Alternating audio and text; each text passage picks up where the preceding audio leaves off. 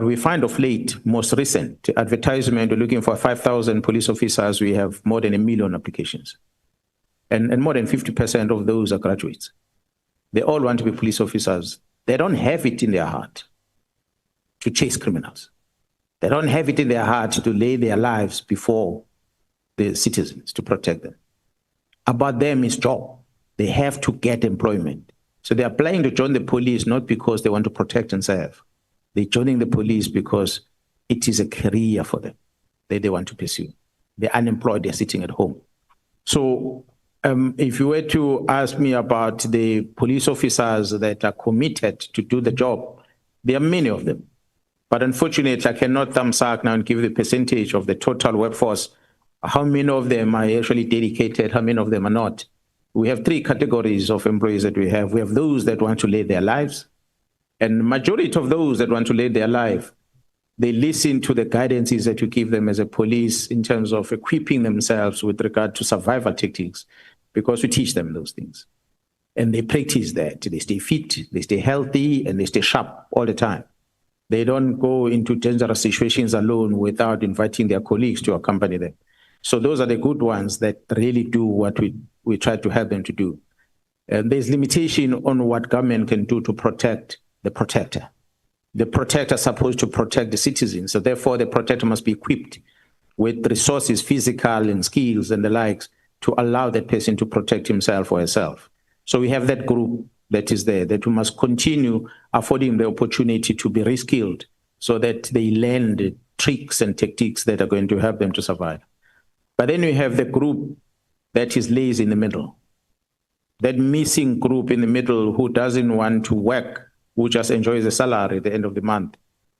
Something needs to be done about them. That's why performance management and the likes that needs to be reviewed, because there's quite a lot of them that are somewhere in the middle. They are not acting because some of them are lazy, but some of them are not acting because they're afraid of the consequences of acting against criminals. They end up not doing anything. So we have to deal with that group. But then we have the rogue squad on the side, the criminals within the system, few of them. But I believe that our labor laws that deals with the punishment of those, it's allowing them to stay within the organization despite all the evidence that might be presented to get them out. Technicalities, you dismiss a person who was involved with robbery, caught red-handed, arrested, and then it is dismissed in the organization, and he makes an appeal through the council. And on technical grounds, some of the technical ground is because there was no one representing the state who came to argue the case. Therefore, a default judgment is given. We are forced to reinstate that person back into the organization. It's the labor law that allows that to happen. So it does not take away that he's a criminal. So he's reinstated back into the service because the system allows it. Then you see it with the person that is already been found or arrested for serious crime, but he still wears the uniform with you. And that's what we need to try and fix. So you have that rogue squad that I wouldn't worry about their safety. We have this missing group in the middle that I shouldn't worry much about their safety. But we have the hardworking cops, as we're talking about. We need to provide them with resources, physical, to help them to stay safe. We have to provide them with different skills that should allow them. And as we are saying, motivation is key. The reward system that we have perhaps might need some adjustment. Yes, we do have, but it might need to perhaps to be readjusted so that it benefits the majority instead of the few. Yes, we are going to reward a person. For instance, let me use as an example that we always do. We'll give a vehicle to a top police officer that we have, but the vehicle costs R500,000. But you have more than 10 or 20 police officers who are actually doing exceptional work. But you don't have means to reward all of them. You reward one. But you can take that vehicle and sell it and spread that money and give it to all of them and buy them things that can benefit the majority. But because of limitation as an organization on these rewards, the system of government doesn't allow us to take your money, taxpayers' money, to reward members like that. So therefore, we have to go and look for sponsors somewhere. And when you get a sponsor, there's condition that you can't take money from outside. You have to get, so there is those limitations that makes it impossible to reward everyone. Again, the promotion system we have in the police, It's not about what you've done and how good you are. It's about how you perform before the panel. You arrive before the panel, you exceptionally well, you tick all the boxes, you get appointed, and yet you are lazy. You get the rank, you go outside, you don't deliver. But how can the panel not appoint you? Because if you're not appointed, you reach a grievance and you say, I perform better than this one. I've got this qualification and that qualification before that one. A hard-working horse usually does not have time to study. A real police officer, he runs around with a dog, chasing criminals out there. He is on the boots and overall every single day getting dirty, search for dead bodies under the water and do all the dirty things. Whereas the one who sits in the desk has got time to register the university and research and post get advertised, he can see the computer, can apply. That one doesn't even see the computer. He end up not applying, he end up not getting motivated because he doesn't get promoted. Then you have someone who's a desktop person who then become a commander of this one. And then he demoralizes the members. So it's a system within the organization that we might need to look at. And unfortunately, because we are centralized at the national level, we can come up with a proposal, it won't change the policy of the organization.